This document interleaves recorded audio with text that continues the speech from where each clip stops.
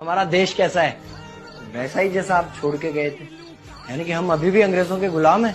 नहीं, अंग्रेजों से तो हमें 1947 में ही आजादी मिल गई थी। अच्छा, तो अब तो हमारे अपने लोग देश चलाते होंगे ना? हाँ, तब तो देश काफी आगे बढ़ गया होगा। जब हमारे अपने लोग देश चला रहे हैं तो गरीबी और भ्रष्टाचार का तो नाम ही नहीं होगा। सबको बराबर हक दिया जाता होगा, किसानों और मजदूरों का अच्छा ध्यान रखा जाता होगा ना? नहीं, ऐसा तो कुछ नहीं है। तो कैसा है बताना मुझे।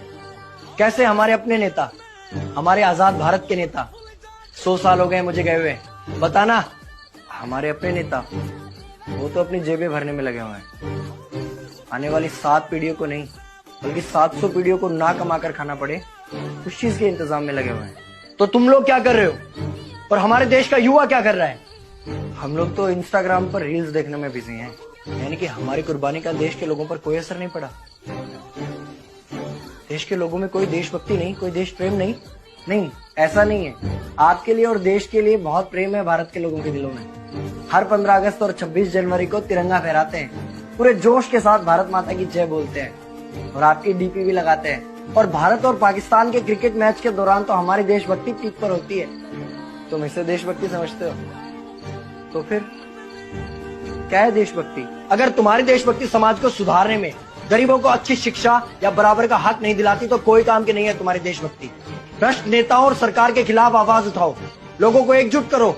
लेकिन अगर हमने सरकार के खिलाफ आवाज उठाई या नेताओं से सवाल पूछे तो हमें एंटी नेशनलिस्ट कहा जाएगा या हमें गद्दार करार दे दिया जाएगा। तो डरता है। 23 साल का था मैं जब अंग्रेजों ने मुझे फांसी पर चढ़ा दिया। मुझे तो आतंकवादी कहा गया था। अगर अब नहीं जागे तो ये देश सोता रहेगा। ये सरकारें, ये नेता देश को बेच खाएंगे। इस भ्रष्ट सरकारी तंत्र से लड़ो। देश को क्रांति की जरूरत है। क्रांति यानी कि हमें हथियार उठाने होंगे, बंदूकें उठानी होंगी जैसे आपने उठाई थी। नहीं, हमारी क्रांति विचारों की थी। जब अंग्रेजी हुकूमत ने हमारी आवाज नहीं सुनी तो हमने और जोर से आवाज लगाई और अपने विचार रखे। और क्रांति केवल सत्ता को बदलने तक सीमित नहीं है, बल्कि इस भ्रष्ट अन्यायी तंत्र को जड़ से उखाड़ कर फेंकना है। पर ये होगा कैसे? अपने आसपास से शुरुआत करो। जो भी तुम्हें भ्रष्ट नजर आए उसके खिलाफ आवाज उठाओ, एक्शन लो। तुम्हारे टैक्स का पैसा नेताओं की जेब में जा रहा है, हिसाब मांगो। अपने वोट का सही इस्तेमाल करो, लोगों को जागरूक करो और इस देश को आजाद करवाओ। इंकलाब जिंदाबाद।